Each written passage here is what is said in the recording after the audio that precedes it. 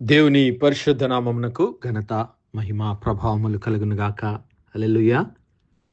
మరొకసారి ఈ అనుదిన బైబిల్ ధ్యానములకు మీ అందరినీ మన రక్షకుడు ప్రభు అయిన యేసు క్రీస్తుల వారి పరిశుద్ధ నామములో ప్రేమతో ఆహ్వానిస్తున్నాను. పిల్లారా, దేవుని వైపునకు తిరగటం అనగా దేవుని వద్దకు తిరిగి రావటం, రిటర్నింగ్ టు గాడ్. మన యొక్క మార్గములను విడిచి దేవునికి దూరంగా ఉన్నటువంటి మనము దేవుని వైపు తిరగవలసినటువంటి వారమై ఉంటున్నాం.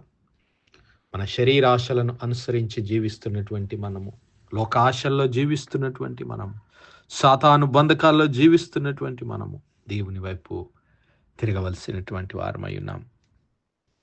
మరి ఈ దినము మరి యొక్క లేఖన భాగాన్ని చదువుకుందాం. యోబు గ్రంథంలో నుంచి 22వ అధ్యాయము 21 నుంచి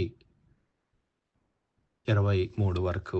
యోబు గ్రంథము 22వ అధ్యాయము 21 నుండి 23 వచనాలు. ఆయనతో అనగా దేవునితో సహవాసము చేసిన ఎడల నీకు సమాధానము కలుగును, అలాగున నీకు మేలు కలుగును.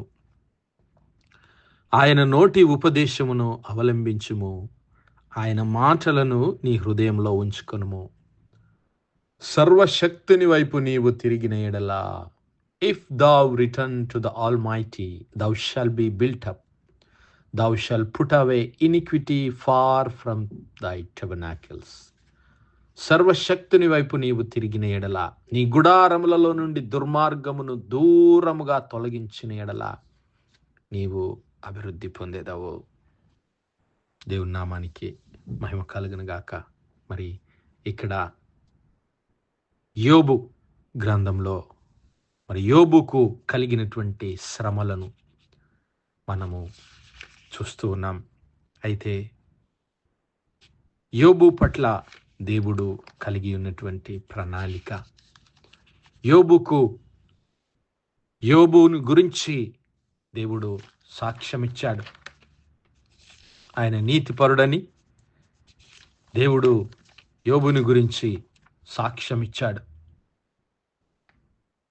ఊజు దేశమందు యోబు అను ఒక మనుష్యుడుండెను. అతడు యథార్థవర్తనుడు, న్యాయవంతుడై దేవుని యందు భయభక్తులు కలిగి చెడుతనమును విసర్జించినవాడు. హల్లెలూయా.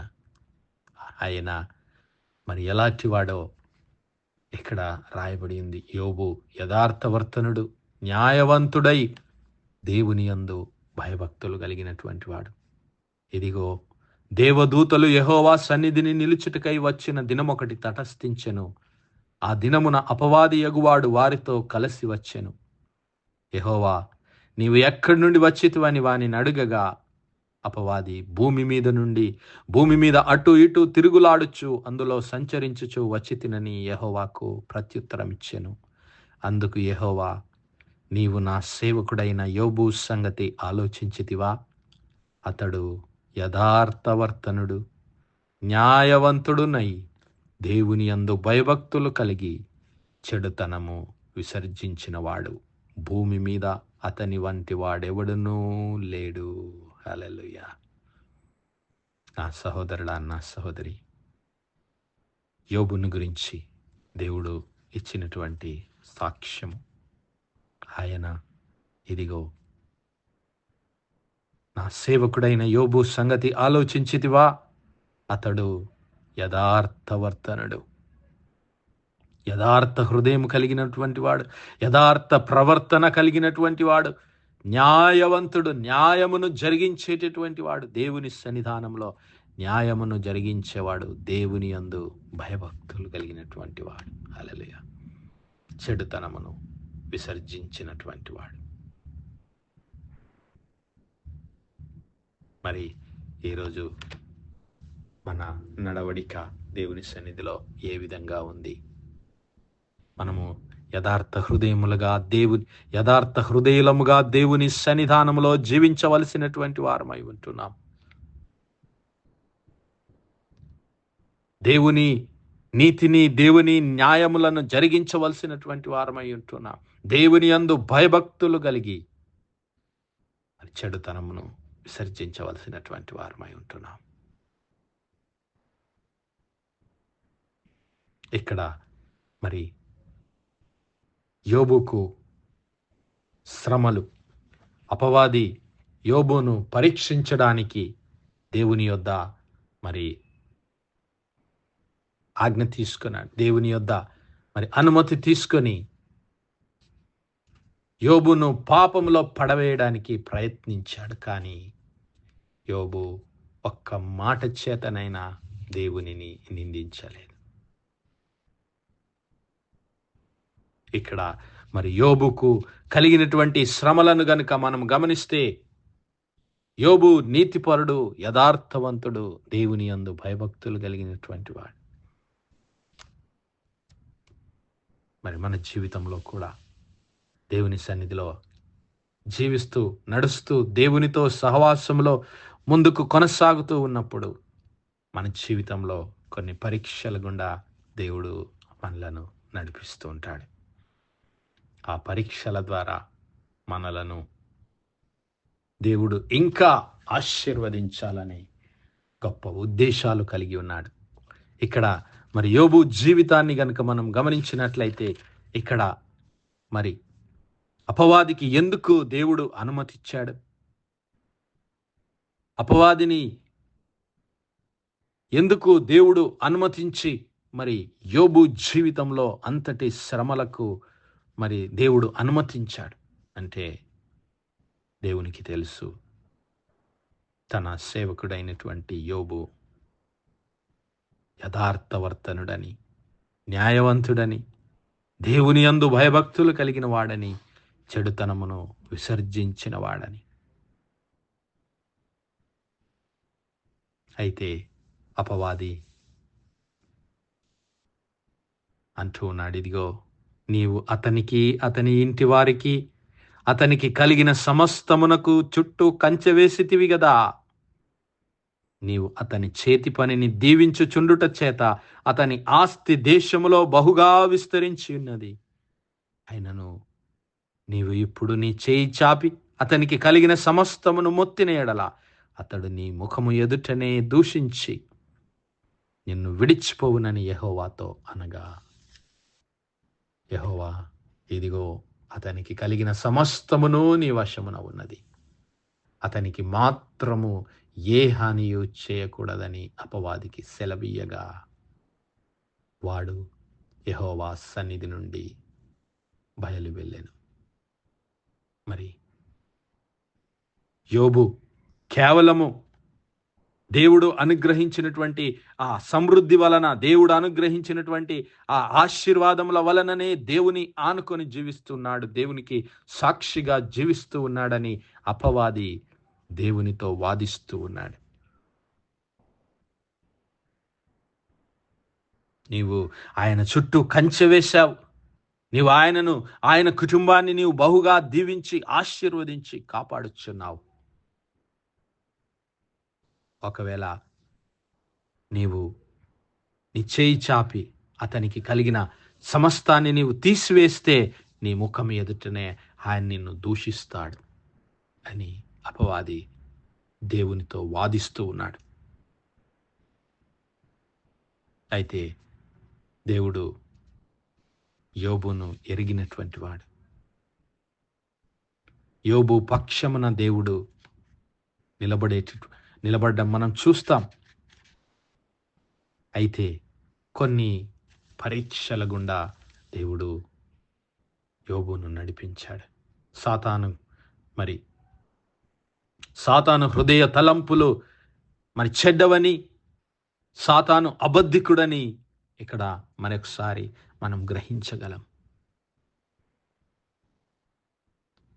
దేవుని సన్నిధిలో అపవాది మరి ఈరోజు మనపైన నిందలు మోపడానికి సిద్ధంగా ఉంటూ ఉన్నాడు.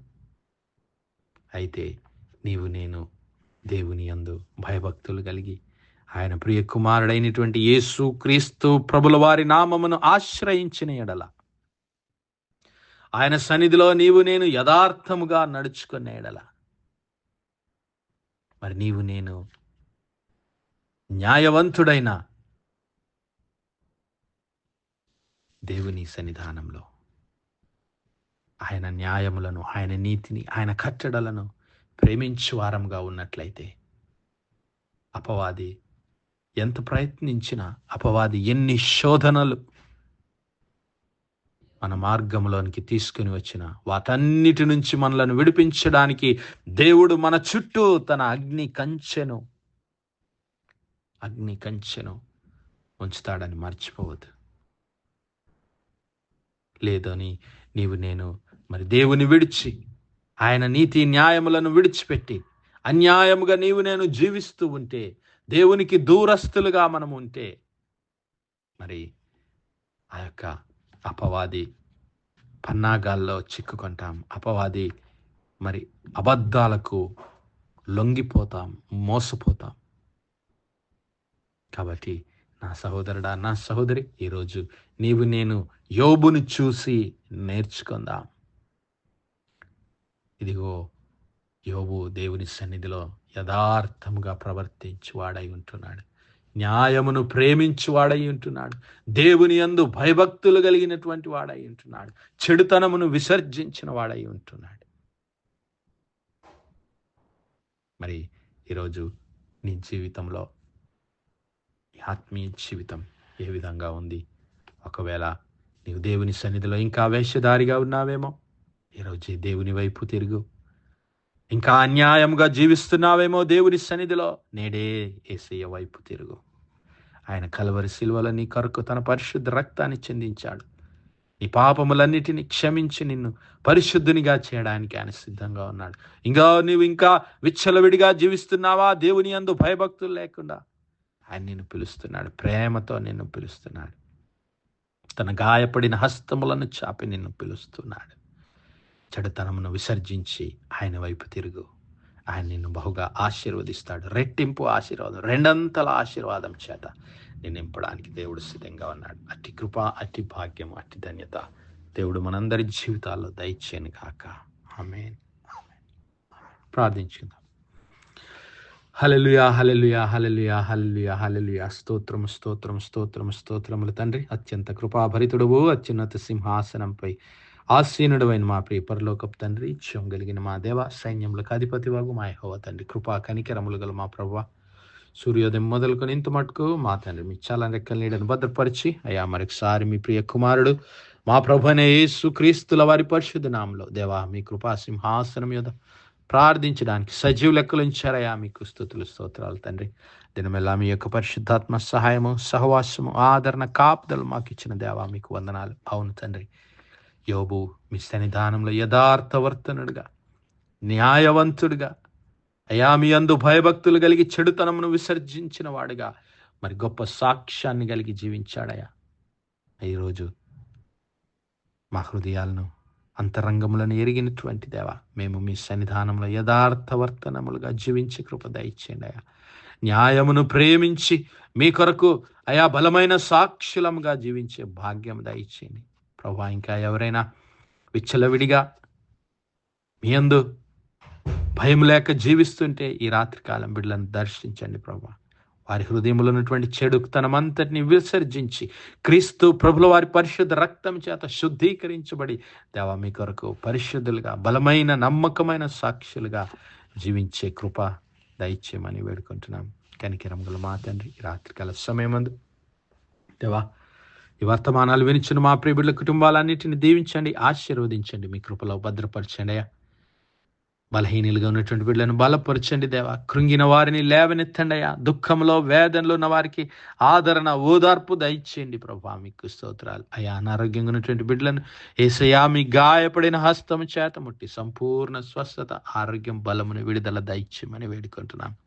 ప్రత్యేకంగా మా యవ్వన బిడ్డల చుట్టూ ప్రభువా మీ అగ్ని కంచె వేసి కావలించమని, ఇదిగో ప్రభువా మీ యొక్క పరిశుద్ధాత్మ శక్తి, అభిషేకం మా యవ్వన బిడ్డల పైన కృమ్మరించి మీ సన్నిధిలో యథార్థవర్తనులుగా, నీతి న్యాయములు జరిగించే బిడ్డలుగా అయ్యా మీ యందు భయభక్తులు కలిగి చెడుతనమును విసర్జించి మీ కొరకు మహిమగల పాత్రలుగా జీవించే కృప ప్రతి ఒక్కరికి దయచేయమని, మహిమ, ఘనత, ప్రభావాలు మీ నామానికే చెల్లిస్తూ మా ప్రభును, మీ ప్రియకుమారుడు, మా రక్షకుడైన యేసు క్రీస్తుల వారి పరిశుద్ధ నామమున ప్రార్థించి వేడుకుంటున్నాం మా పరలోకపు తండ్రి. Amen. Amen. Amen. God bless you all. Praise the Lord. Shalom.